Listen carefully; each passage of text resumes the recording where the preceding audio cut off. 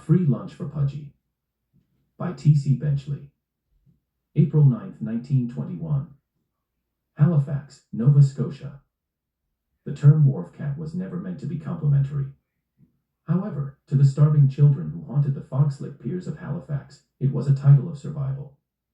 To many, they were the city's living shadows, feral, quick-witted, and hungry. They were a loose group of orphans, runaways, and otherwise wayward kids too young to be jailed for vagrancy or panhandling.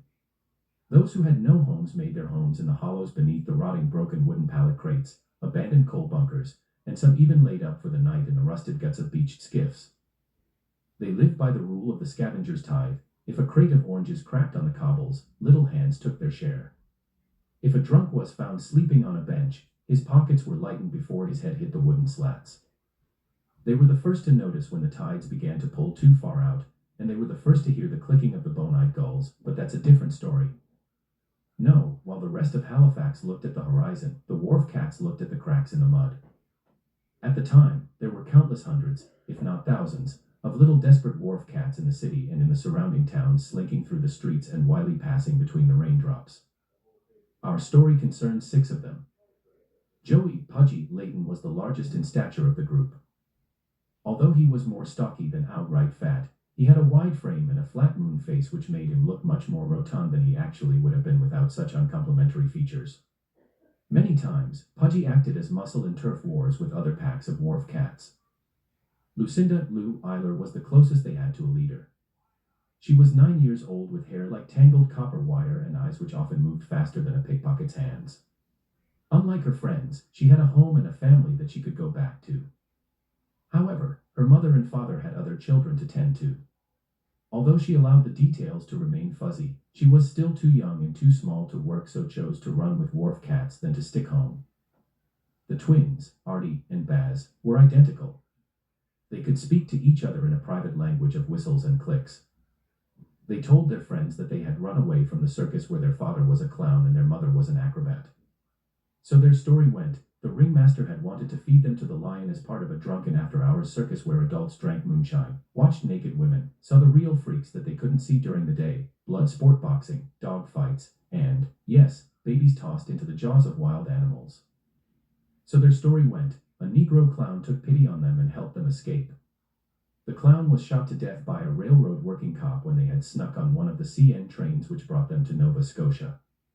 They had bummed around as far as Truro before ending up in Halifax. Artie and Baz were climbers. They specialized in scaling pipes, fences, and even sides of brick buildings. Silent Sam hadn't spoken since last year when the tides withdrew. He was the muscle, stronger than a boy his age had any business being, with a permanent scowl and a habit of sharpening stones against the pier pilings.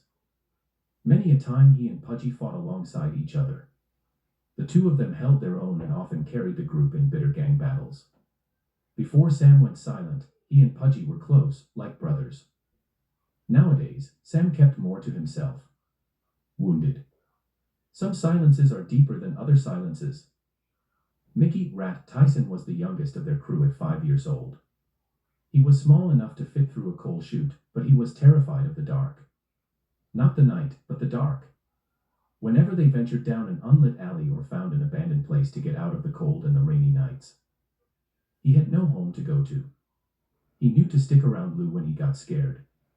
The others would tease him, but not Lou, and not if Lou was protecting him. A cacophony of smells, horse manure, coal smoke, and the sharp, stinging sulfur of the ocean Atlantic. It was a foggy night.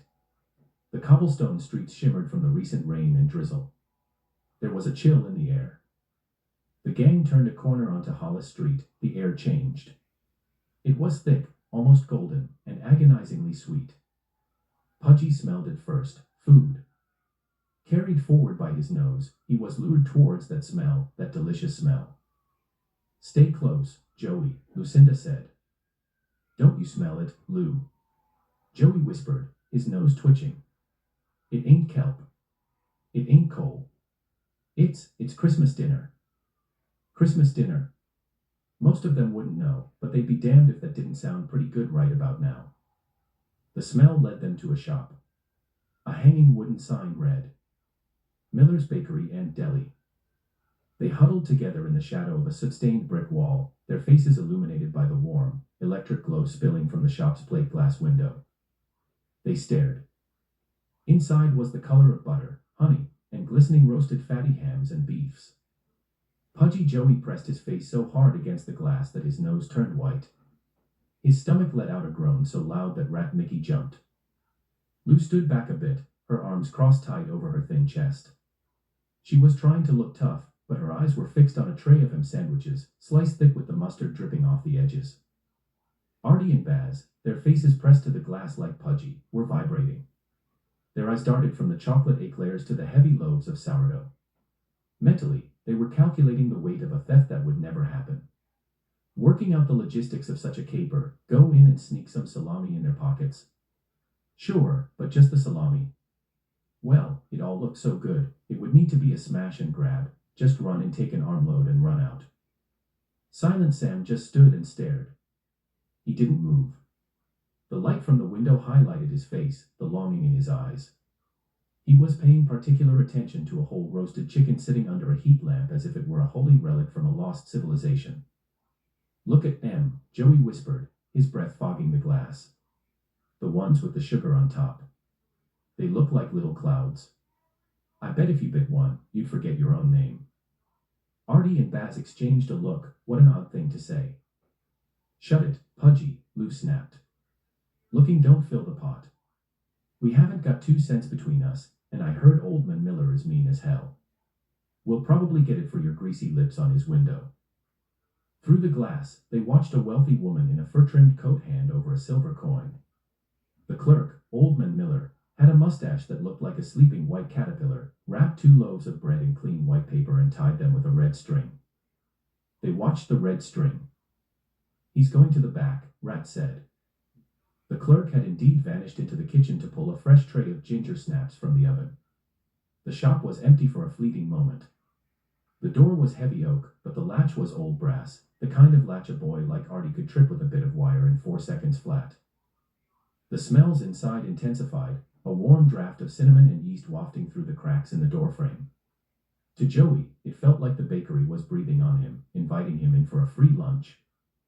Lou, Joey whispered, his hand hovering near the door handle. He's got dozens of them. He wouldn't even miss one loaf. Just one. Pudgy didn't wait for her permission. He moved with a strange, somnambulant grace, his eyes glazed over by the golden light of the display cases.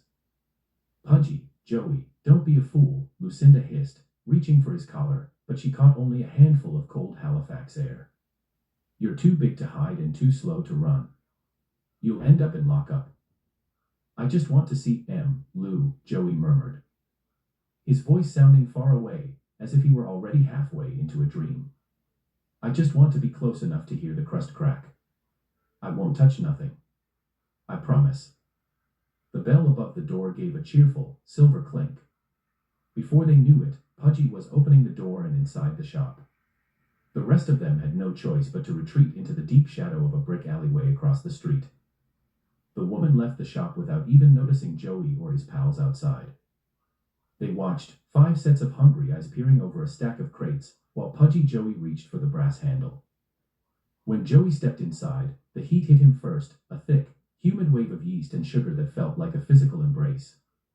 It was a stark contrast to the freezing, salt-heavy fog of the harbor. Inside, the floorboards were polished oak, and the air was still. Too still. The bakery was a cathedral of carbohydrates. Joey walked toward the main counter, his boots thumping softly on the wood. He was surrounded by delicious food. To his left, glass domes housed towers of cream puffs dusted with sugar like fresh snow. To his right, bins of rolls sat plump and warm. He stopped just inches from a tray of London buns, sticky, glazed rolls topped with a single bright red cherry. He leaned in, his face hovering so close to the glaze that he could see his own distorted reflection in the sugar. Behind the swinging door to the kitchen, he could hear the muffled thwack-thwack of the baker kneading dough. But in the shop, there was a strange, rhythmic sound. It wasn't a clock. It was a soft, wet squelch pop, like air bubbles rising through thick mud.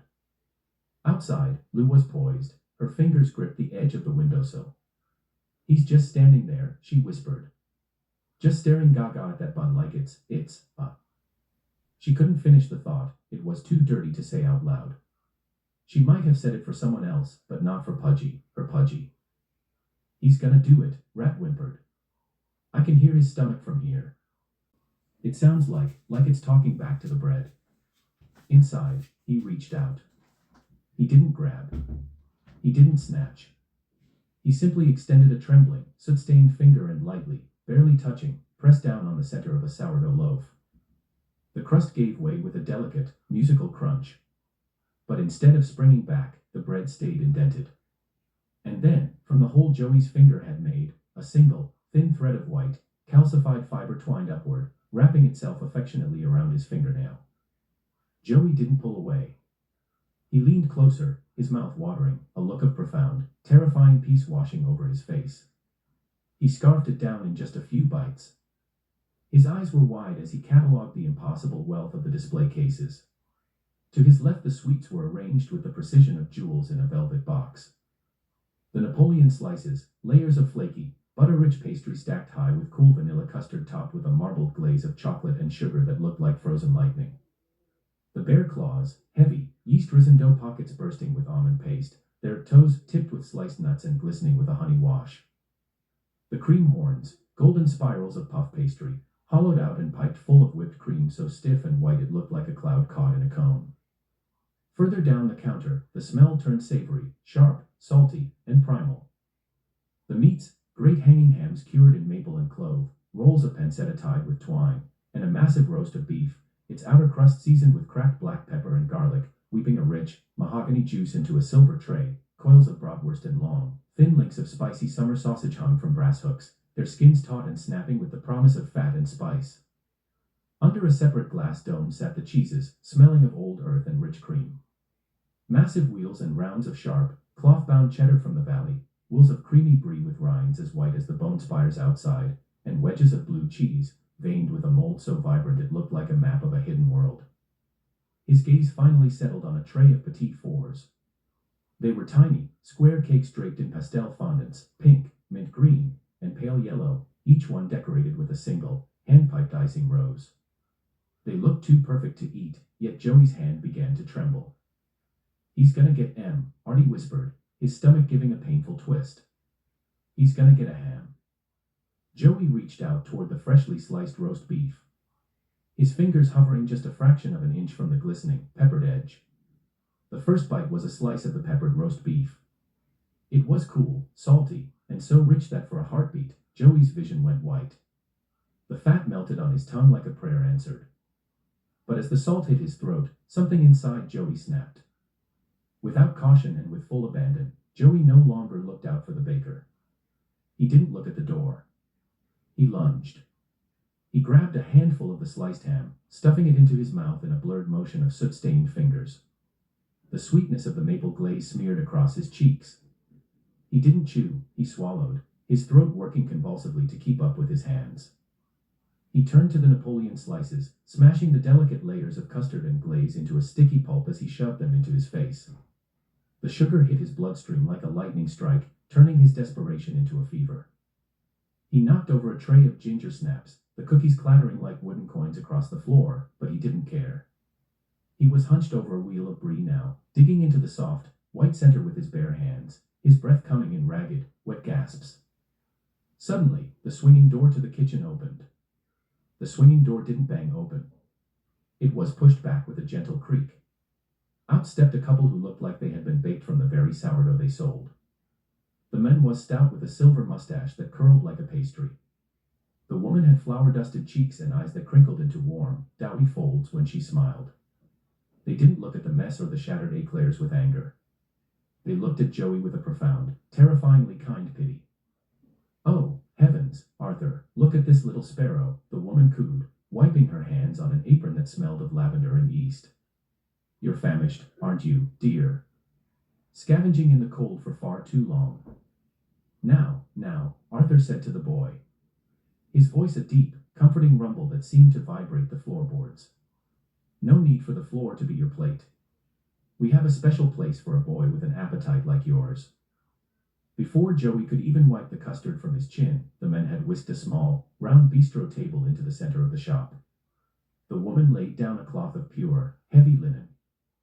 They sat Joey down in a velvet cushioned chair that felt like it was swallowing him whole. Arthur patted Joey's shoulder with a hand that felt strangely heavy, like a bag of wet grain. Everything you see, all of it, for you. The couple began a synchronized dance of service. It was all you can eat, and they took the challenge with a jolly, relentless fervor. Martha brought a tureen of beef stew so thick the spoon stood upright. As Joey shoveled it in, he felt his shivering finally stop. The warmth didn't just sit in his stomach, it spread to his bones. Arthur followed with a board of sliced meats, ham, turkey, and roast beef, piled 4 inches high. Every time Joey finished a slice, another appeared, as if the meat were regrowing on the platter. They flanked him, one on each side, sliding plates of warm scones and honey-drenched baklava in front of him. "Eat up," she said. The old couple stood behind him as he continued to devour the food, their smiles never wavering. "Is it good, Joey?" the man asked. "So good," Joey mumbled, his voice thick with honey and fat. He reached for a wheel of cheese. The tension outside broke like a fever. Seeing their friend seated in the velvet chair, his face glowing with a warmth they hadn't seen in years, they felt their suspicion dissolve into a desperate, gnawing envy. They're just feeding him," Rat whispered, his mouth watering so much it dripped onto his soot-stained coat. "They ain't hurting him. Look at that ham. Look at it." Lou hesitated, her grip on the windowsill loosening. She looked at the old woman's kind face through the glass and then at her own shaking, frostbitten hands. Maybe, she murmured more to herself than to anyone else. Maybe some folks in the city just want to be kind. "Come on," Artie urged, pulling on Lou's sleeve. "If we go in now, we can help him finish that bird. There's enough for all of us, Lou. For everyone." The 5 of them crept toward the door, their eyes fixed on the golden sanctuary of the bakery. Joey was midway through a mountain of mashed potatoes, looking like a little king. Lou reached for the brass handle, her heart thumping with a hope that felt dangerous. Suddenly, a screech tore through the damp Halifax air, a sound like metal grinding on bone. From atop a stack of salt-crusted crates, a massive alley cat leaped into their path. It was twice the size of a regular tom cat, its fur was matted with gray silt, and its eyes were wide and glowing yellow. It hissed and growled deeply, which made the kids freeze in their steps. Then it arched its back, and thin, needle-like bone threads bristled from its spine. "Okay," Artie said to the animal. "Easy now," Baz added. "Back away slowly," Lou said to the crew. Before they could, the cat lunged. It swung its claws, swiping the air inches from Lou's face. Silent Sam grabbed Lou and the whole took off running. They scrambled backward, their boots slipping on the slick cobbles. They bolted down the alley, disappearing into the thick, sulphurous fog of the harbor. They ran until their lungs burned, leaving the golden light of Miller's bakery and deli behind. Inside, the bell above the door gave a final, lonely clink as the street silenced. Joey didn't even look up. He hadn't heard the cat, and he hadn't seen his friends flee. He was currently occupied with a bowl of heavy cream and peaches. "There you go, dear," Martha whispered, smoothing Joey's hair. "It's just us now. No more cold, no more running." "More," Joey croaked, his voice sounding heavy, as if his vocal cords were being coated in sugar. The old man smiled, his silver mustache twitching. He walked to the window and pulled the heavy velvet curtains shut, plunging the shop into a private, golden world. He locked the door and turned the sign to closed. Joey leaned back in the velvet chair, his chest heaving with the effort of simply existing. For the first time in his life, the gnawing, hollow ache that had already defined so many of his brief days was gone. He felt solid. He felt heavy. He felt, for once, like he occupied actual space in the world. I can't," Joey wheezed, a small, happy smile playing on his lips, which were stained with berry jam and gravy. "Thank you, ma'am. Thank you, sir. I've never been finished before." The old couple stood over him, their shadows long and soft in the amber light. Martha beamed, her flour-dusted face radiating a warmth that felt almost maternal. "Of course, dear heart. We understand. The stomach can only hold so much of the world at once. You're always welcome here, Joey, the old man added, his voice a deep, comforting hum that seemed to vibrate in the very marrow of Joey's bones. The door is never truly locked for a boy with a soul as hungry as yours. Come back tomorrow. Come back every day. Joey stood up, his legs feeling like two pillars of lead. He waddled toward the door, his mind hazy with a food-drunk bliss. But as he passed a display of savory meat pies, their crusts golden and flaky, smelling of thyme and suet, his old instincts flickered to life. It was a reflex, a twitch developed over years of never knowing where the next meal would come from. His hand shot out, lightning fast despite his new bulk, and he snatched a small, warm pie. He shoved it deep into the pocket of his oversized, ragged coat. The silver bell above the door didn't ring. Instead, the air in the shop seemed to thicken, turning as heavy as cold syrup. "Oh, Joey," a voice sighed. The old woman wasn't angry, she was just disappointed. Before Joey's hand could leave his pocket, the old man was there. He moved with a speed that didn't match his stout frame. His hand, wide, warm, and feeling strangely like unbaked dough, clamped down firmly over Joey's pocketed hand. Now, son," the man said, his smile remaining fixed, though his eyes were as still as glass. "We don't take the gifts outside. The air out there is thin and cold. It spoils the flavor, you see." "You wouldn't want to spoil the flavor," Martha said to Joey. "No, I wouldn't want to spoil the flavor," Joey said as he returned the pie to the old man. Martha stepped closer, her shadow falling over him. "In this house, we eat together, Joey. That's the rule, consume where it's given." Joey stepped out of the bakery and into the chilly night. The warmth of the shop stayed with him like a heavy lead lining, making the freezing salt fog feel like a distant, ghostly touch rather than a bite. He found his friends huddled together nearly a mile away at Grand Parade, a petrified forest of stone statues, monuments to old generals and statesmen. The gang was sheltering under the portico of St. Paul's, the oldest building in the city. The church's wooden walls were groaning, leaning away from a massive bone growth that had erupted from the graveyard next door. To Pudgy, the five of them were a pathetic sight. They were shivering, their breath coming out in ragged plumes, their faces smudged with the black soot of a dying city. They looked like charcoal sketches of children. Gut full, he waddled into the square, his heavy boots thumping with a solid thud-thud that seemed to echo off the bone spires. The group jumped. "Joey," Lou called out, her voice cracking. She stepped forward, her eyes traveling over him. He looked monstrous compared to them. He looked inflated, his ragged coat straining at the buttons. "You're alive," Rat breathed, his eyes wide with a mix of awe and hunger. We thought maybe the cat must have got you." "I'm more than alive, Rat," Joey said. "I'm full. I'm finally, truly full." Then Joey gave some more thought to what Mickey said.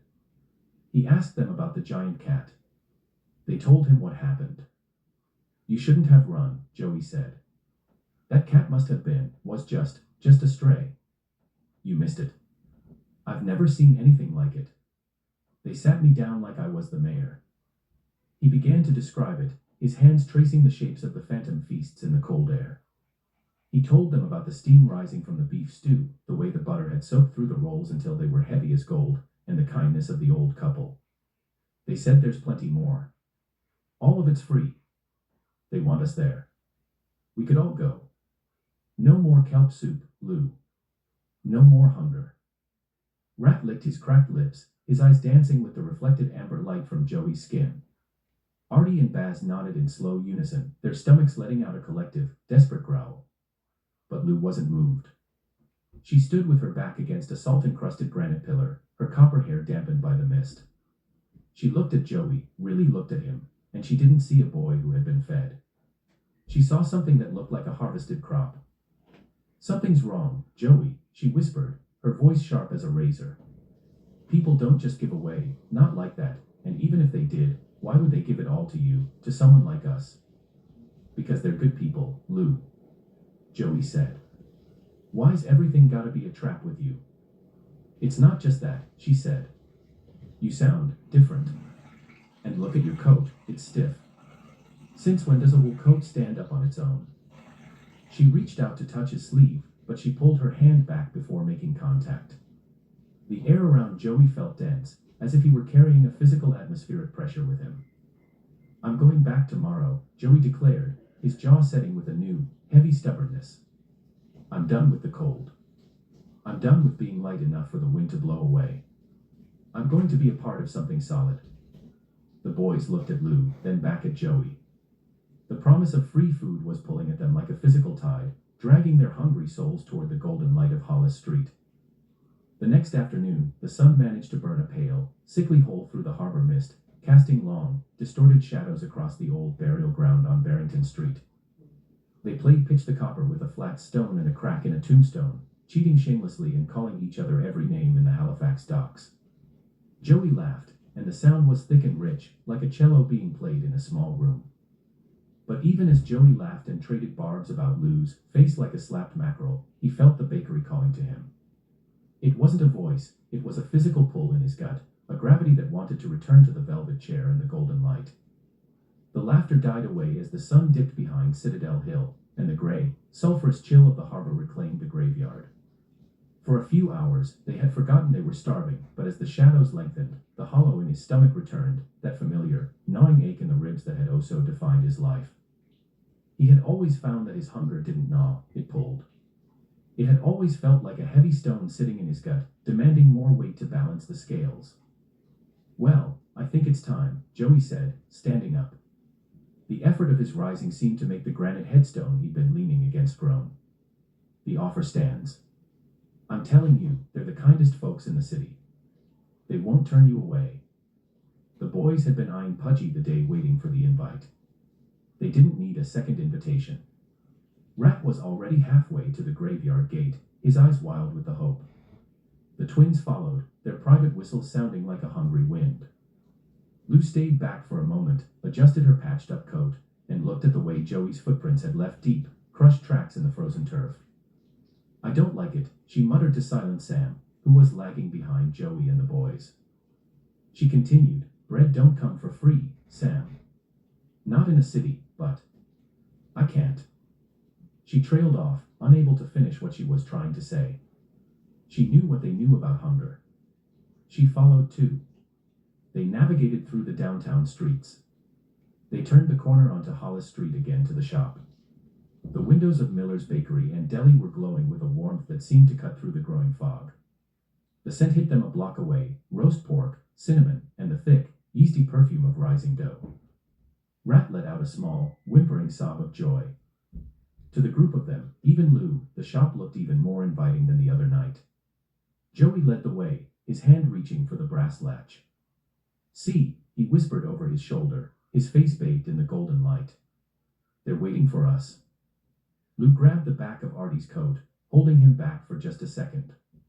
Her eyes darted to the roof of the bakery. She was looking for that massive goddamned alley cat from hell. She couldn't find it, but she could picture it, sitting in the shadows watching them, waiting. "Stay behind me," Lou said to the group. "If I say run, you don't look back. Don't even swallow what's in your mouth. Just spit it out and run." Joey pushed the door open. The silver bell chimed. Inside, the old couple was already standing by the long, linen-covered table. Martha was holding a stack of fresh, steaming towels, and the man was carving a roast turkey that was so large it looked like it could feed a regiment. "Oh, look, Arthur," Martha cried, her voice full of genuine, sparkling delight. "Joey." The silver bell gave a final, mocking tinkle as Joey crossed the threshold. He felt the rush of cinnamon-scented heat wrap around him like a heavy blanket, pulling him into the golden haze of the shop. "There he is," Martha chirped. Her hands were outstretched to guide him toward the table, our guest of honor. But as Rat reached for the handle, his small, soot-stained fingers trembling with anticipation, the atmosphere in the doorway shifted. The old man, Arthur, moved with an impossible, fluid speed. He didn't look angry, his face remained a mask of jovial, apple-cheeked kindness, but he stepped into the gap like a wall of solid stone. The heavy door shut and locked right in Rat's face. The sound of the latch was absolute. It didn't sound like a lock, it sounded like a stone slab settling into place. Outside, Lou moved Rat aside and slammed the thick glass with her fist, Open up. Joey. Get out of there. She grabbed the brass handle and twisted with all her might, but it wouldn't budge. Through the glass they watched in a paralyzed frenzy. They pounded on the window, but it didn't do any good. They saw the old couple bustling around Joey, piling his plate high with glistening ribs and steaming puddles of gravy. Joey seemed to have looked over to the window at them once, his eyes wide with a mixture of guilt and a mounting euphoria. Artie, Baz, Silent Sam, and Rat pounded harder and shouted louder. Then the old man leaned over and whispered something into Joey's ear, and the boy's head lolled back, and then he picked up a fork and continued to eat. Joey. Joey. Pudgy. Lou hollered, her face pressed against the pane. They were nearly rioting outside of the shop. Lou was screaming her throat raw, Rat kicked the baseboards, and the twins were throwing the full weight of their thin frames against door. Inside that amber-hued sanctuary, the world remained placid and still. Pudgy sat not 10 feet away, but he might as well have been on the moon. He didn't flinch at the pounding. He didn't glance toward the frantic faces pressed against the pane. His eyes were fixed on a platter of roasted pheasant, his pupils dilated so wide they looked like pools of ink. He moved with a slow, heavy grace, his fork traveling from plate to mouth in an almost hypnotic loop. Martha stood behind him, her hands resting on his shoulders. Every time Joey's focus seemed to waver, she would lean down, her lips moving against his ear, and he would instantly redouble his efforts, diving back into a bowl of creamed corn or a mountain of buttered mash. He can't see us, Baz said.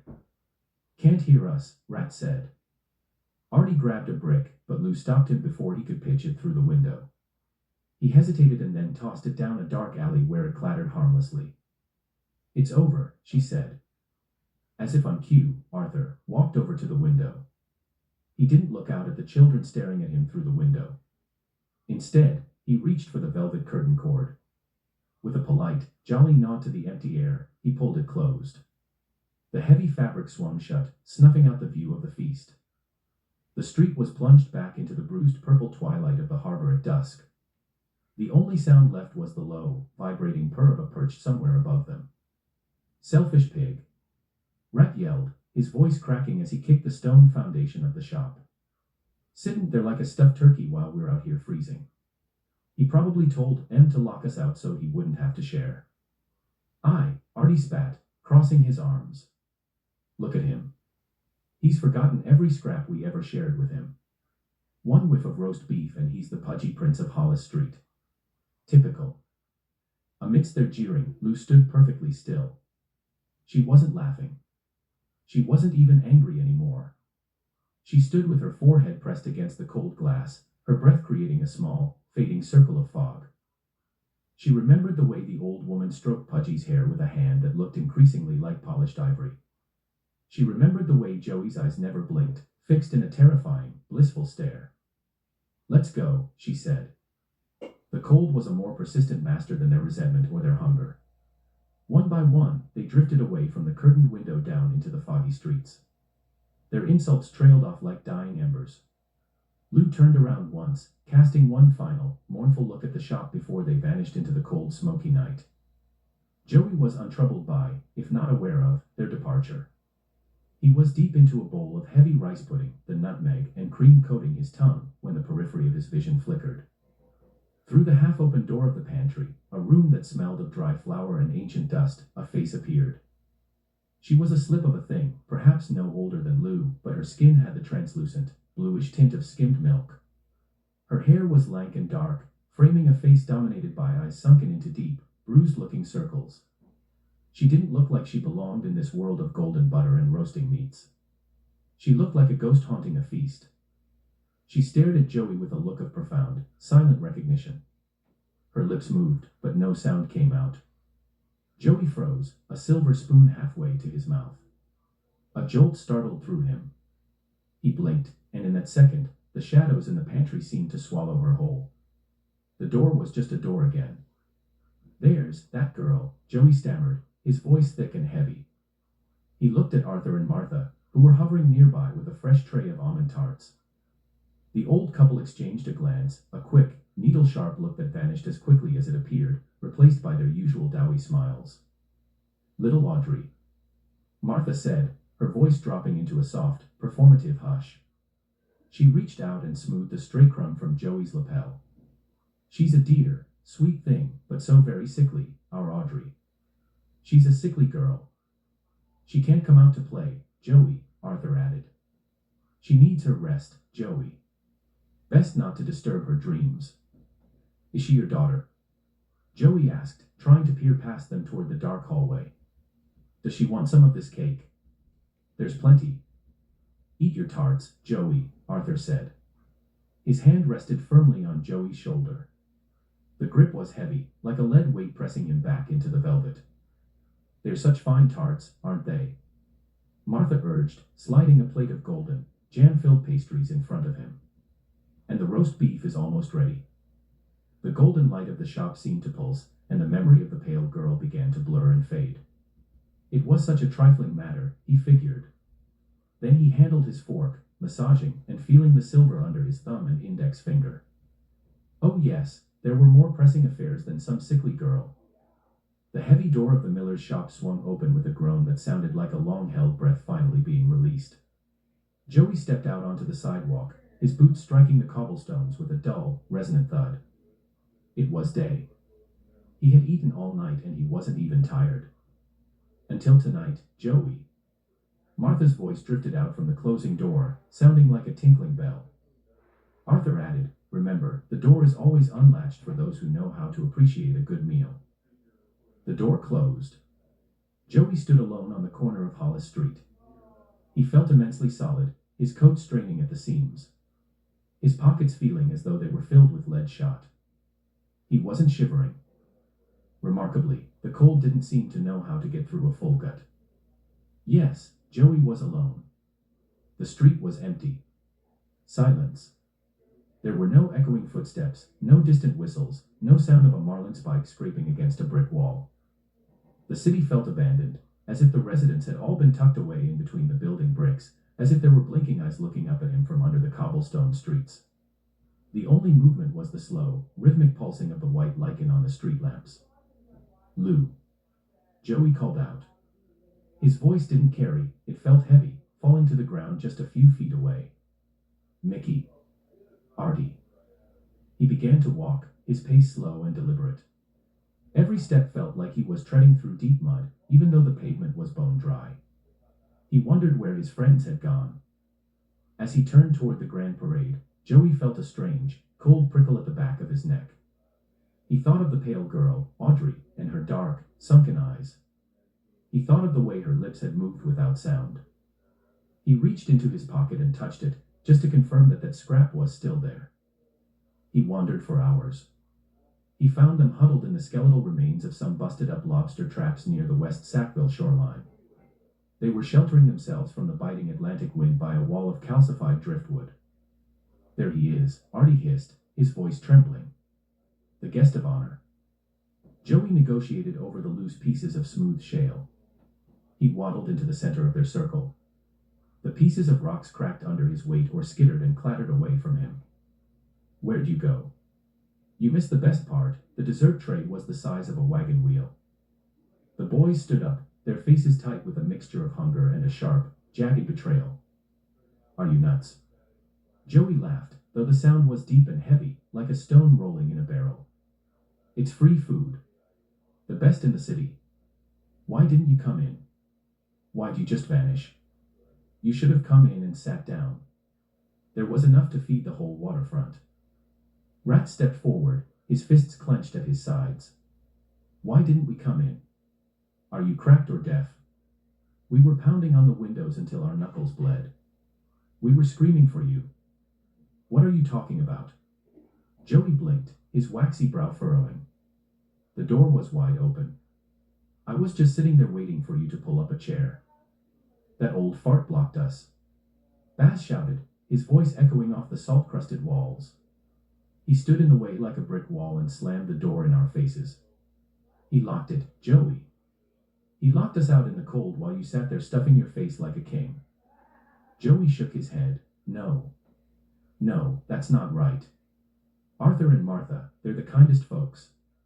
They kept asking when my friends were coming. They even set the extra places. No, they didn't, Lou said quietly. She was sitting on a wooden board balanced across two rocks. She had a marlinspike idly balanced across her knees. She looked at Joey with a terrifyingly clear-eyed pity. We watched you. We were right there on the other side of the window. You looked right at us. I never saw you, Joey whispered. To him, the memory was a seamless golden blur of warmth and hospitality. There was no banging, no screaming, no locked door. Just the smell of rosemary and the soft, melodic whistling of the old man. Joey looked at his hands. They were thick, the skin smooth and unnaturally pale, devoid of the soot and grime that still covered his friends. I'm no snob, he said. It's free food. Lou. Don't you get it? All you can eat. For the first time since, no more waking up with your ribs feeling like they're sawing you in half. No more shivering until your teeth crack. It's. I don't know why you don't get to eat too, but I can't give that up. You can't possibly expect me to. The silence that followed was absolute. Even Lou looked away. There was no argument for a full stomach in a starving city. Every single one of them, even Lou, in her darkest, most private thoughts, knew that if Arthur had opened that door for them, they would have trampled each other to get to that velvet chair. I tried, Joey whispered, his face falling into a look of genuine, heavy sadness. I tried to bring some out for you. They won't let me. I'd bring you the whole roast if I could. You know that, right? Try harder next time, Artie said. Rat snarled and kicked at a small piece of driftwood. If you're so gut full now, use some of that heft to push a ham out the window. Otherwise, you don't come back here just to tell us how good it tastes. Then they left. They disappeared into the fog, leaving Joey standing there with Lou. Joey, look at me, she said. Her eyes were wide. He looked into those eyes, those dark circles. The circles made her look older. Please, she said, don't go back there. You're acting like they're monsters, he said. Does it feel fair? And I'm not talking about why you and not the rest of us. I'm saying if it was anyone else, would it seem fair? So I don't deserve it. That's what you're saying. No one deserves it, she said. Sour grapes, Lou, sour grapes. Oh, Pudgy, she shook her head. Joey looked at her, at the way her hands were shaking, at the way her coat hung off her frame like a sail on a broken mast. She looked so sad. Listen, he said, I know you're just caring about me, I really do. Thank you, but I can't. I just can't go back to being hungry. Oh, Pudgy. Poor Pudgy. She turned away, her shoulders hitching. She was on the verge of tears, the one thing you never did. The silence between them was heavy, filled with the distant thumping of the harbor washing against the boards. Lou, Joey said softly. He reached into the inner lining of his coat, beneath the heavy wool that felt increasingly like stiff parchment. He moved slowly, his fingers fumbling with something small and wrapped in a grease-stained handkerchief. He pulled a strawberry tart deftly covered in a white cloth napkin. I lied to them, he said. He was blushing, his voice was trembling. I got it for you. She looked at the tart, then at Joey, and finally, she broke. She lunged forward, throwing her thin arms around his now massive frame. She hugged him tight, burying her face in his coat. Then she looked up at him. He kissed her on the cheek. Thank you, she sobbed into his chest. I've always. Me too. He kissed her on the lips this time. Then she looked down at the tart she was cradling in her palms. Oh, Pudgy, was all she could say. The parting was quiet. Lou had made it clear she wanted to be alone. Joey reluctantly watched her walk away over the loose shale and smooth coastal rocks. His heavy silhouette standing motionless in the harbor fog until the mist swallowed her whole. She carried that tart carefully, knowing that the slightest slip would send it tumbling out of her hands. She crouched under a small, hollowed-out space beneath a collapsed pier. She had been here before, it was one of her nests. The Atlantic winds whipped through the pilings. The wood creaked and groaned around her. She was focused on the small, grease-stained handkerchief in her lap. She unwrapped it slowly. She stared at it for a long time. Her stomach was a screaming, empty cavern, yet she felt a cold knot of dread. If she ate it, was she any better than the boys who mocked Joey while secretly wanting his life? If she consumed the food from that place, was she letting the old couple win? She looked for the hook. She looked for the needle-like bone shards or humming black gnats. She expected the berries to pulse or the crust to move. She was so tired. She felt scraped raw. Her hands shook as she lifted the pastry to her lips. Just a tart, she whispered to the shadows. Just food. She pinched off a piece of it and took a small, hesitant nibble. She waited for the sky to fall or for her heart to stop. Instead, a wave of pure, unadulterated pleasure washed over her. It was soft and moist and sweet. The strawberry glaze was tart, sweet, and bright. There was no black magic. No humming. No terrifying transformation. It was simply the best thing she had ever eaten. The dilemma vanished under the tide of her hunger. She ate the rest in 3 large, desperate bites, licking the sugary glaze from her soot-stained fingers until not a single crumb remained. Then she licked lips and then she licked her fingers. She lay back on the cold rocks waiting for the devil himself to take her. She waited to feel heavy or waxy like Joey. But as the minutes ticked by, she realized she just felt better. Her stomach had stopped its painful cramping. Her mind felt a little clearer. It really is just a shop, she murmured, her head leaning back against the damp piling. Maybe he's right, and they're just kind people. The terror she had felt earlier began to feel like a fever dream, a product of her own exhaustion. She felt pangs of guilt for being so hard on Joey. He had risked everything to steal this for her, and all she had done was judge him. The mid-afternoon air was as sharp as a butcher's knife, but as Lou stepped out from under the pier, the chill didn't seem to bite quite as deep. The memory of the tart lingered on her tongue like a beautiful secret. Back to the city now, she walked alone along the cobblestones, her boots making a hollow, lonely sound against the streets. For the first time in months, her mind wasn't occupied by an algebra of need. Instead, she was thinking about Pudgy. A small, rare smile touched her lips as she navigated around a bone spire jutting through the sidewalk. After all, she thought, he had risked his free lunch. You big, soft pudding, she murmured. Day after day, Joey arrived at the door of the miller's shop for his free feast. He was no longer a scavenger, he was a patron, he was their friend. In the beginning, it seemed, a bowl of stew and a slice of pie would leave him breathless. But as the weeks bled into months, his stomach seemed to become a vast, echoing chamber. He could finish a whole roasted chicken, a wheel of sharp cheddar, and a dozen cream horns, and yet, an hour later, he would feel a hollow, resonant echo in his gut that demanded more. A single massive feast a day was no longer enough. The old couple welcomed him earlier and earlier, until, soon, he was there at sunrise for thick slabs of French toast dripping in maple syrup, and, soon, by sunset, he would be back for heavy roasts and rich creamy puddings. Between meals, Joey spent the bulk of his hours circling the block of Hollis Street, his heavy footsteps marking time on the pavement.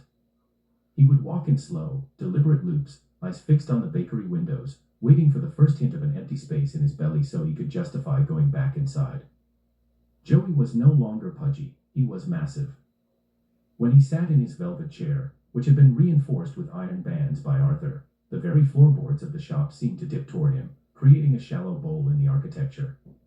His puffy cheeks became thick jowls that obscured his jawline, his stocky paunch became a solid, protruding weight that forced him to walk with a wide, labored waddle.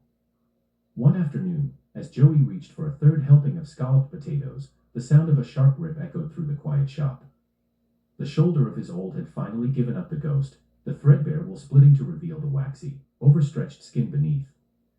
Oh, goodness me, Martha cried, rushing over with her hands pressed to her cheeks. Arthur, look. Our boy is outgrowing his shell. He's becoming far too magnificent for these old rags. A growing boy is a hungry boy, and a hungry boy needs room to breathe, Arthur declared, his voice booming with a celebratory tone. They didn't let him leave after the meal. Instead, they led him to a sturdy wooden stool in the center of the kitchen. Arthur produced a long, yellowed measuring tape. As he wrapped it around Joey's waist, the tape seemed to disappear into the folds of his new mass. Arthur called out the numbers like a foreman measuring a foundation, 46, 48, 50. From a back room, Martha brought out a suit of clothes made from a strange, heavy fabric. It wasn't wool or cotton, it felt dense and slightly cool to the touch, like heavy canvas dipped in wax.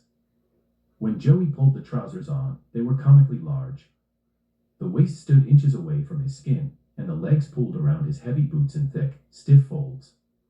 The tunic hung off his shoulders like a tent. "They're a bit, roomy, aren't they?"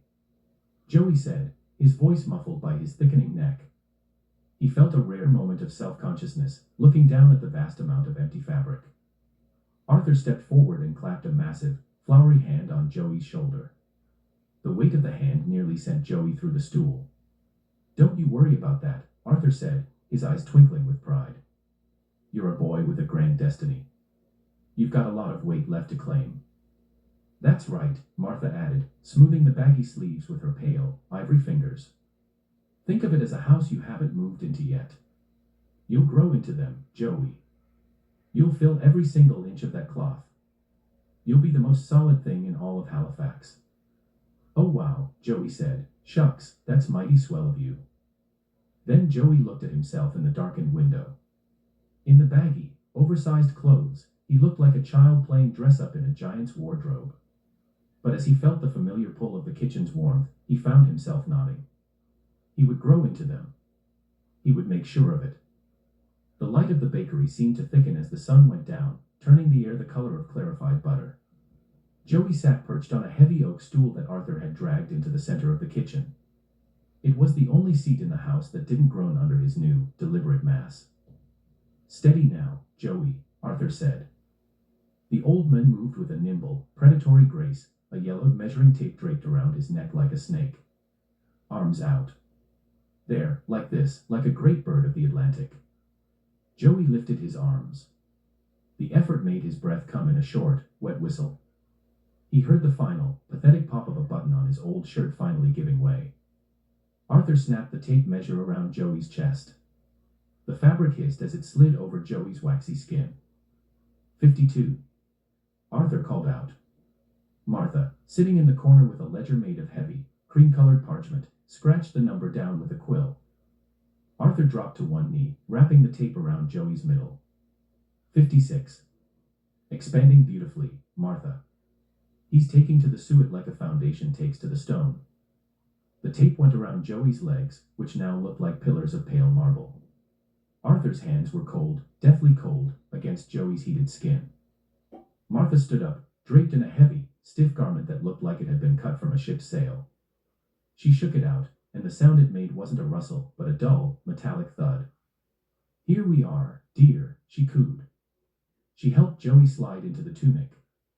It was massive. The collar stood inches away from his neck, and the sleeves swallowed his hands entirely. The trousers were so wide he felt like he was standing inside a pair of barrels. I look like a tent," Joey mumbled, looking down at the vast, empty folds of the gray-white fabric.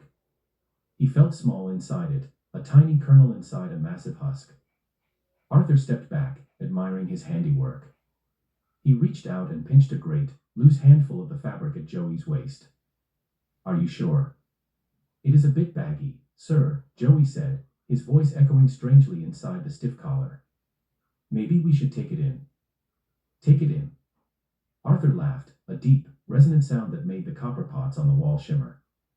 "Good heavens, no. We don't shrink the world to fit the boy, Joey. We grow the boy to fill the world." Martha stepped closer, her eyes locked on the empty space between Joey's chest and the fabric. She patted the hollow area as if she were checking the structural integrity of a wall. Joey looked at his reflection in the polished surface of a giant soup cauldron. In the oversized clothes, his head looked small and round, like a marble sitting on a mountain of canvas. But the smell of a fresh pork roast began to waft from the oven, and his stomach growled once more. He looked at the baggy sleeves and felt a strange sense of ambition. He would fill them. He would be the biggest thing Arthur had ever seen. Then his eyes drifted toward the dark mouth of the hallway. There stood Audrey. She wasn't even trying to hide this time. She was framed by the shadows, her knuckles white as she gripped a pair of heavy iron tailoring shears. The blades were long, rusted at the hinge, and sharp enough to catch the golden light of the kitchen. She wasn't looking at his new clothes. She was staring directly at his throat, at the place where his pulse throbbed thick and slow beneath his waxy skin. Her expression wasn't one of anger, but a frantic, wide-eyed warning that made the hair on Joey's neck stand up. The sight of her sent a cold jolt through him. He had lost his appetite. "I think I should go," he said, his voice sounding thin inside the cavernous collar of his new tunic. "I'll just go walk off some of that pie. Thank you both. Thank you for the clothes. Thank you, well, for everything." "Of course, dear," Martha said, her smile never wavering as she smoothed the baggy fabric over his chest one last time. "But don't walk too far." Arthur opened the door for him, the bell chiming with a heavy, leaden tone. Joey stepped out into the city night. His oversized trousers swished with a stiff, metallic sound against his legs. He walked quickly away from the glow of the shop. The shears in Audrey's hands stayed burned into his mind. Why had she been holding them like that? Was she planning to cut him out of the clothes, or was she worried about what happened once he finally filled them? He reached the corner and looked back. The bakery was a silent, amber cube in the middle of the street. His new clothes didn't flap in the Atlantic wind. They stayed perfectly still, stiff, as if they were made of stone. He looked for his friends, hoping to see a familiar face that didn't want to feed him or measure him, but he couldn't find them. He went to all the places they used to go, but they weren't there anymore. They must have found new places, he thought. Joey found Lou down by Grant's bottling plant down on Albertson Way. It was after hours, so the factory was closed for the day. He found her alone, hanging out behind the brick building. She was playing around the old crates and rusted-out barrels. He stood there before her in his new gray-white suit. The fabric was stiff and pristine, catching the dim light like shimmering scales. He looked monumental. "I got them at the shop," Joey said. They saw my old ones were tearing. They made these for me. For free." Lou walked towards him. She grabbed his sleeve, her dirty fingers trembling against the waxy material. He stood there before her in his new gray-white suit. The fabric was stiff and pristine, catching the dim... "Joey," she said, "stop looking at my clothes and look at yours. They're packaging you." He tugged his arm out of her grasp. "Maybe I want to be packaged." But her grip didn't loosen. She narrowed her eyes, her gaze sweeping over Joey's new, monumental frame. "Forget about the clothes," she said. "Have you seen yourself?" "Well, what about it?" "It's not right, Joey. None of this is right." "Lou. Why you? Why you?" That was when Joey told her about Audrey, the sickly girl who kept to herself. He wasn't entirely sure about whether she was their daughter or a niece, or maybe just a child they were taking charge of. He was sure that she figured into this. Maybe they knew that they would have some trouble marrying off a girl like that, so they found themselves a boy who they would feed and become friendly with. Then when the time was right, they would marry her off so that her husband would be the one responsible for her. "Oh," she said. "Well, it's not so crazy when you think about it. They're getting older and they have this sickly girl. A sickly girl." He tapped his forehead, "And maybe she's not all there either." "Sickly, huh? Crazy, huh? And I suppose she's pretty, at least." "Hey," he said. "Don't get all..." She cut him off. "Under all that sickly skin and spooky smiles, I bet she has a natural charm." "Beats me," he said. "I think she's kind of creepy, to be honest." "Well, I think it sounds like a golden opportunity, Joey. You would be a fool not to marry her." Joey gave a nonchalant half-laugh, his puffy cheeks bouncing. He was mostly fooling, trying to lighten the mood. "I could be convinced," he said. Then he nudged her shoulder with his own, which now felt like being hit by a slow-moving cart. "A young man could do worse than a quiet girl and a thriving business, you know." "Go then," she said. "Go back to your bride. Sit your lard ass down and stuff your face. You and your creepy sick girl will make a fine couple." She turned her back on him before the tears could blur her vision, her heart feeling as thin and fragile as a dried leaf. But he didn't go. He didn't leave. She screamed at him to go. She begged him to leave her be. He stayed with her. Yeah, Pudgy stayed. He did not stop going to the Millers for his daily banquet, but Lou was able to make peace with it. To love and to be loved in return. She had learned that it required compromises to keep him in her life. An uneasy peace, but one she learned to live with. Besides, there were worse compromises a young woman may be forced to make for love than free food. Over the years, the group had broken up and lost touch. Silent Sam, others said, had gone up to Sydney to work in the coal mines. Lou had once recalled that he had some distant relations up there. When he was still speaking, he had mentioned them in passing a few times, idly wondering if he should find his way up there. She had never understood his reasoning for the delay, however, as anyone who knew him would admit. He was never the same since the tide receded that year of 1920. The twins had vanished in the winter of 1928. Some say they signed onto a merchant vessel to escape some trouble they were in on the Black Wharf, while that old dirty drunk Herbie McCoy says to this day that he saw the fog swallow them up. Rat, Mickey, had turned mean over the years. Even before he had grown out of being a wharf cat, he had started to run with a more dangerous crowd. At the age of 16, he was arrested attempting to burn down a warehouse. His crew had chased him and whom, in their opinion, had owed them money. He was hiding in the warehouse. They had been attempting to smoke him out, but the police showed up, the rest of the gang scattered, and Mickey was caught red-handed with a kerosene tank and matches. He never ratted out the rest of his gang. He was sentenced to 10 years for aggravated arson. Lou, at 17 years old, had grown into a tall, lively, thin young woman. Her eyes were a haunting light blue. She spent her nights home in that overstuffed house. Her days were spent at an industrial laundry, a steaming, humid hellscape of boiling vats and heavy iron presses. She worked 12-hour shifts to help support the family. Her hands, once small and quick, were now permanently red and chapped from the lie in the scalding water. She carried the scent of bleach and hot steam in her hair, a sharp contrast to the sugary, buttery aroma that clung to Joey. Every evening, Joey would wait by the gates of the laundromat. The whistle would blow and the women would punch out. She would meet him by the gate. She would take his arm, and he would walk her home. They would often take detours around the city. There they would share each other's hopes and dreams and plan for the future. At 20 years old, Pudgy had grown into a mountain of a man. He stood nearly 7 feet tall and was wide and muscular. Had he not dressed like a dandy in tailor-made suits, he would have passed for a white gorilla.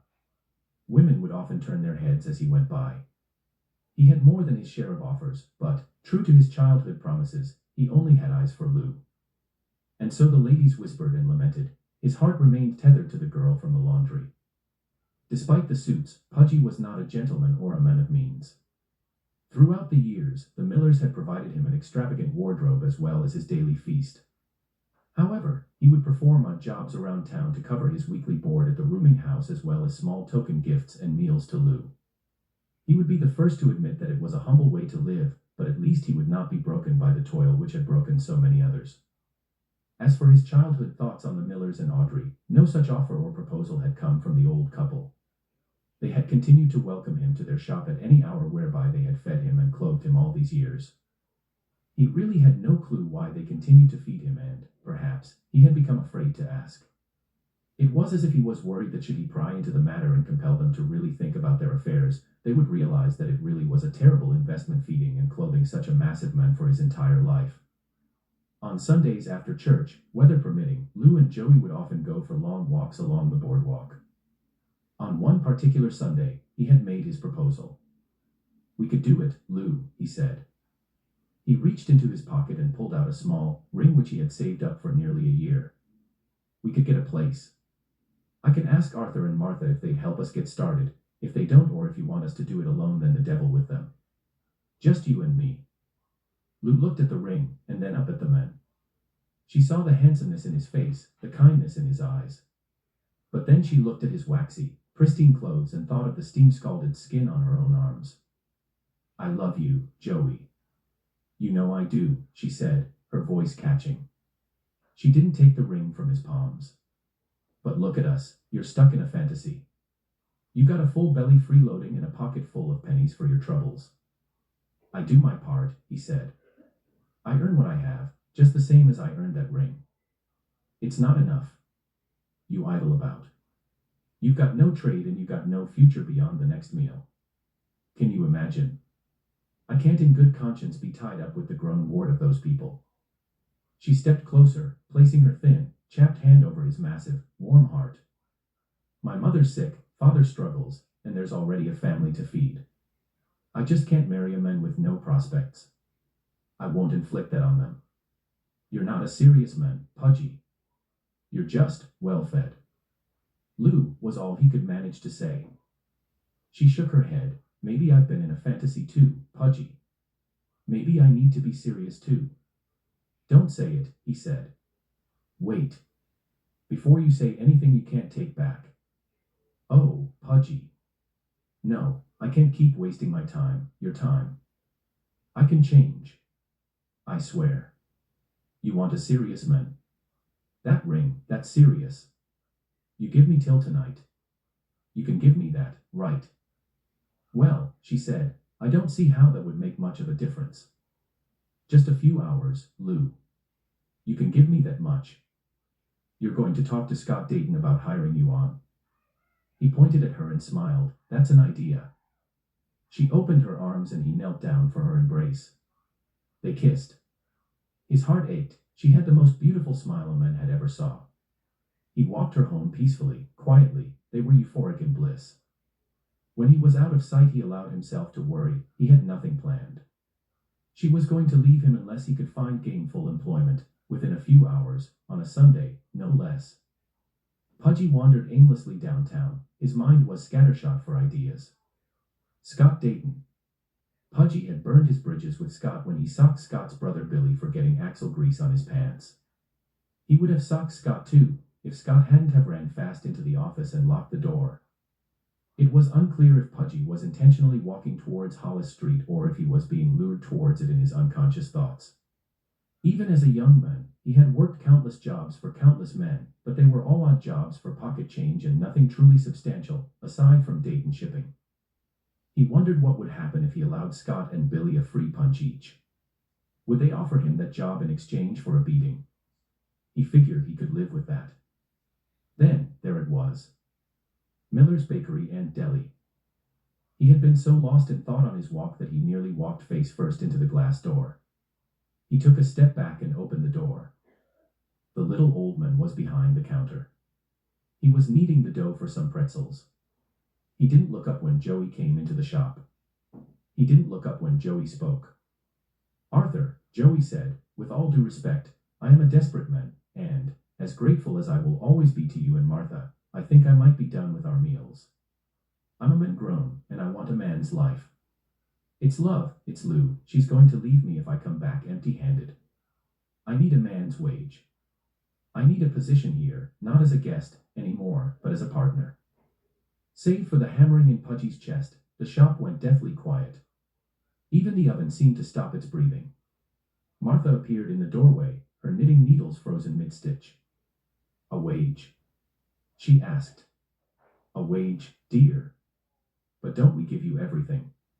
The silk on your back, the marrow in your belly, what do you need for paper money? He's getting greedy, Arthur said without looking up from his work. Come, she said to Arthur. Can't be that, not our Joey. I asked Lou to marry me, Joey stated, his jaw setting firmly in his heavy jowls. I want to buy her a house, a home. She says I'm not a serious man, and I want to be a serious man for her. Married. Martha said, that's wonderful. Do you hear, Arthur? Joey's getting married. Arthur stopped his work. He turned slowly. He didn't look angry, he looked pleased. He grinned at Joey. A serious man, you say, Arthur repeated. Very well, Joey. You want to be a part of the business. You want to contribute to our shop. We have been waiting for you to ask. He stepped out from behind the counter towards Joey. But a partner doesn't just haul crates, a partner contributes. Martha dug into the pockets of her apron and handed Joey an iron key. It was cold to touch. Are you sure? Arthur said to Joey. He nodded to Arthur. He shook his head and asked Joey again. You need to say it, she said. Yes, I am sure, Joey said. I want this. Just give me a chance to contribute. The cellar, she whispered. Go down there and help. Audrey will show you. Do that for us, and you'll want for nothing. Joey looked at the key. He thought of Lou's chapped hands and her exhausted eyes, and then he thought of the ring in his pocket. Before the key turns, Joey, Arthur said, his voice dropping into a register so low it felt like a vibration in the floorboards. You must be certain. This isn't a gift anymore. This is a trade. You must offer of your own free will. No one is forcing you into this. Martha reached out, her cool, ivory fingers brushing the waxy fabric of Joey's sleeve. Tell us, dear. Are you doing this for the girl? Are you doing this because you choose to do so? We need to hear the words. I'm serious, he said. I choose it. Anything you say, I'll do. I want this. Arthur nodded, a look of profound, dark satisfaction crossing his face. Joey turned the key. The lock didn't click, it groaned, a sound of heavy iron moving against ancient stone. The door swung inward, revealing a staircase that seemed to swallow the light. Joey stepped onto the first wooden plank. It didn't creak, it held his massive weight with a terrifying, solid silence. As he descended, the air changed. It lost the scent of cinnamon and sugar, replaced by the smell of deep earth, wet salt, and something sharp, like ozone. He reached the midpoint of the stairs, his head nearly brushing the low, timbered ceiling. That was when he saw her. Audrey was standing at the very bottom of the steps. She wasn't hiding in the shadows this time. She was standing directly in the center of a faint, bioluminescent glow that seemed to seep from the walls. Her eyes wide and unnervingly bright. As Joey's heavy foot hit the bottom step, her split into a wide, jagged grin, a look of manic, terrifying glee. She raised her hand. Her fingers were long and pale, tipped with nails that looked like shards of bone.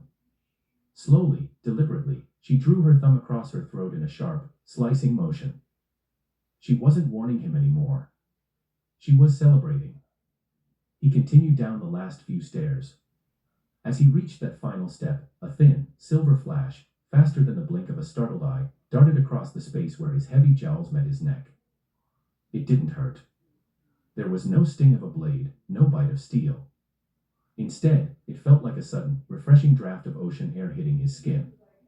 A cool breeze that seemed to whistle through his very soul. He reeled, his massive frame swaying like a felled oak.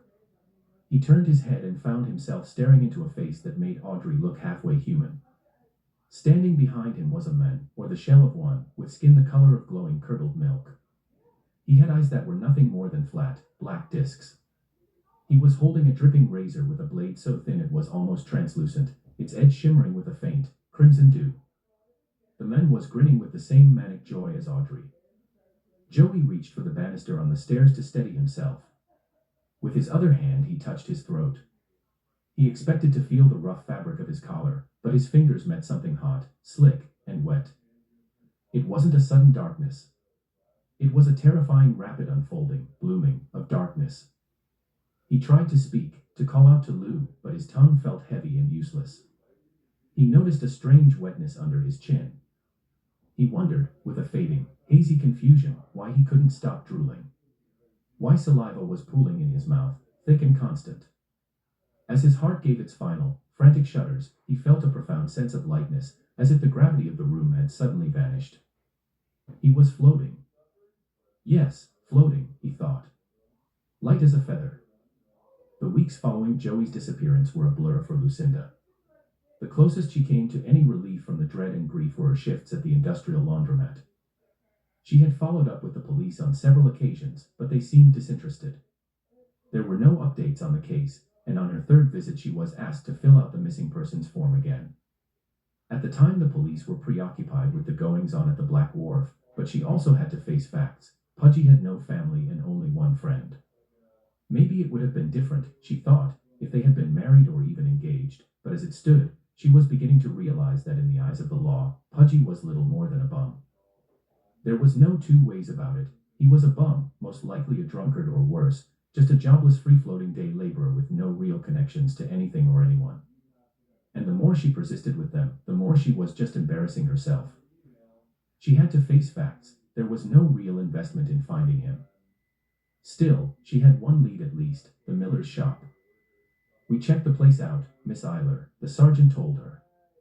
It was her fourth visit. She had spent nearly 3 hours on a hard bench waiting to speak to someone. The sergeant continued, "Cleanest kitchen I ever saw. Just a sweet old couple, honest." They had never seen or heard from him either. "You know, has it ever occurred to you that he just pulled up stakes and went? I'm sure your friend might have found himself some better prospects elsewheres. I'm sorry, but it wouldn't be the first time it happened to a sweet little trusting lady such as yourself." What else could she say? She had thought of countering that the last time she had seen him he had proposed to her. She could ask him why he would have proposed to her and then taken off, but then, oh then, she would have to tell him that she didn't exactly say yes to his proposal either. She felt sick thinking about it. She thanked the sergeant for his time and left. One Tuesday night 2 weeks after he had disappeared, shivering in a thin coat that reeked of bleach, she found herself drawn back to Hollis Street. The amber glow of the bakery was the only light in the block.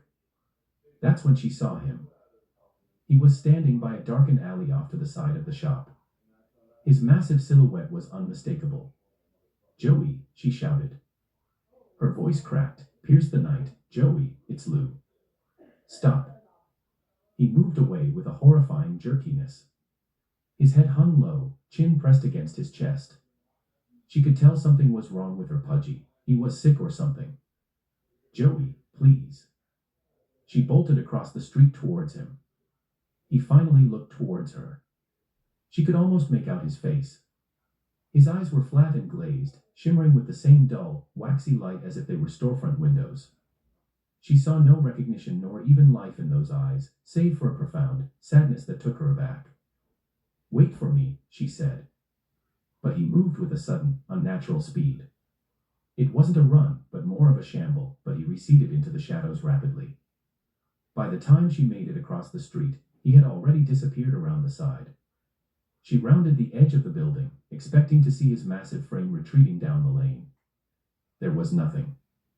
On the ground where he had stood, she found a single object, a glittering ring. The ring. She picked it up. The cold air was thick and there was an acrid smell. By chance she glanced past a wooden fence and saw him moving down a courtyard. He was heading towards a set of steps to the cellar of one of the buildings surrounding the courtyard.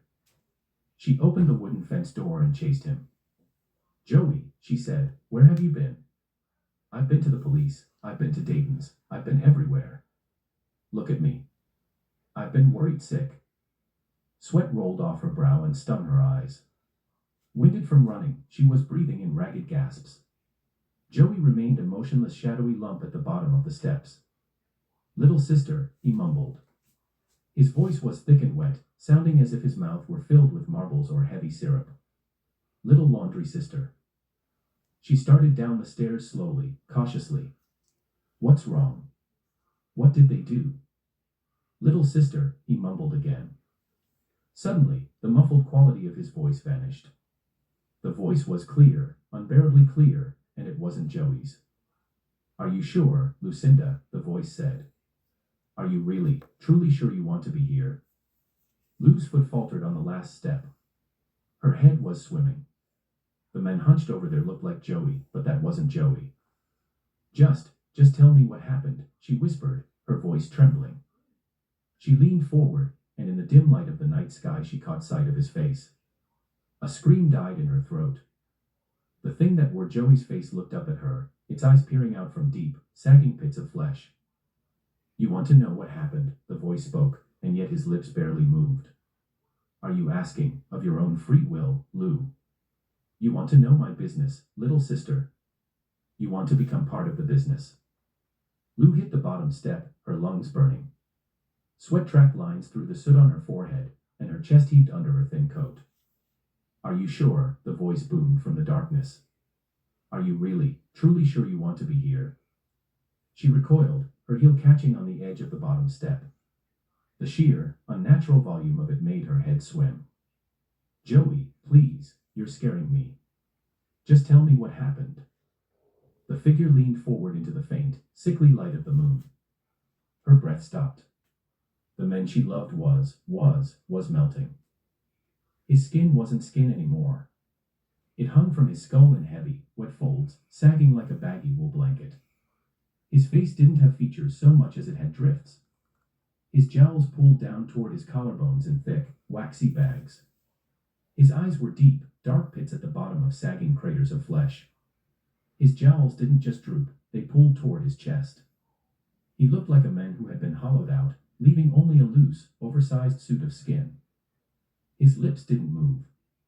He said, "You're asking what happened, but are you asking of your own free will?" She began to speak, and then she faltered. She stood there, frozen, staring at the lump, this husk. The silence didn't just break, it was obliterated. It shouted, "Are you sure?" The rumbled from the stone walls, from the damp earth, and from the hollow cavity of his massive, sagging chest. It hit her like a fist to the sternum. She heaved and cried out in pain. "Are you really, truly sure?" She took another trembling step closer. That was when she saw the second set of eyes. The eyes were shining. They were staring out at her from. What? She couldn't make it out at first, but it looked like a big mouth. Yes, a second bigger mouth, but on his neck. Yes, a second wider mouth, and it was smiling a big toothless grin. Her mouth opened, perhaps to scream, perhaps to utter the final fatal yes, but the sagging, heavy folds of Joey's neck flesh slid further apart. There, nestled in the gray-white hollow where a man's pulsing gore should have been, was the eyes and the teeth, ivory, sharp, and curved, grinning at her. It was hungry. Then in the shadows behind Lou, something moved. The struggle was practically over before it started. Within seconds they had her in the cellar, and she was pretty much finished even before she was in the cellar. Audrey worked with a frantic, desperate energy. Lou did not receive the mercy of the pale man's razor. No, but Audrey had her long, sharp, jagged fingernails, and her teeth.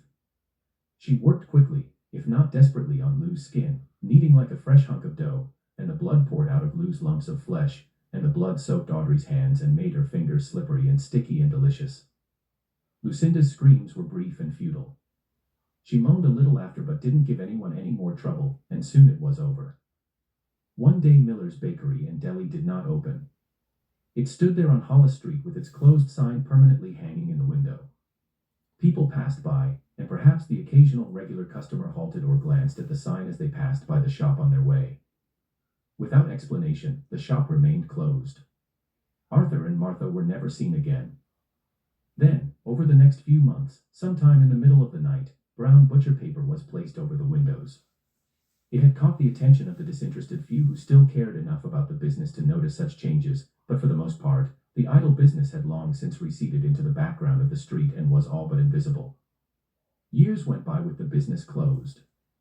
The sign still hung. Presumably the business space was either rented or the landlord could not find another tenant for the location and had not bothered to remove it. Then one hot and humid summer night, some children, wharf cats, were wandering down Hollis Street. It wasn't the first time they had been down this street, but they had never really noticed, had never really looked at this closed shop before. One of them noticed that there was lights on inside. He could see the light through the corners of the butcher paper. "I wonder what they're doing," one of the boys said. "Taking up the copper," his friend answered. "My brother said there's a lot of money in copper wire." "They just leave it in the walls, you know." "Oh yeah," the first boy answered. Then their friend picked up a rock and made to throw it through the window. "Let's scare 'em," he said. This wouldn't be the first time one of them had busted a window, and it wouldn't be the last time they had busted a window, but the boy with the rock faltered. It just didn't feel right. He felt something in his stomach. At first it was like dread or worry, but now he was hungry. Still holding the rock, he snuck across the street to get a better look at the place. His friends called for him to come back, but there was no use. It was like he couldn't hear them. He peeked between the corners of the butcher paper. He saw what they were doing inside. He waved them over, and when they stayed away, he said something, but they didn't hear him. He then put his face to the glass and got a second look. His fingers went limp as the rock tumbled out of his grip and clattered on the sidewalk. His friends kept calling for him, but it was like he was in a trance. He walked slowly to the door, and the door opened. There was light inside. Their friend was but a black silhouette. Then the door closed. Out of the alley, a giant black cat crossed the shop. They had never been afraid of a cat before, but they ran just the same. Regardless of what happened to that child that night, the shop remained closed and the windows covered. Yet, a few days later, a sign was taped across the window. Opening soon.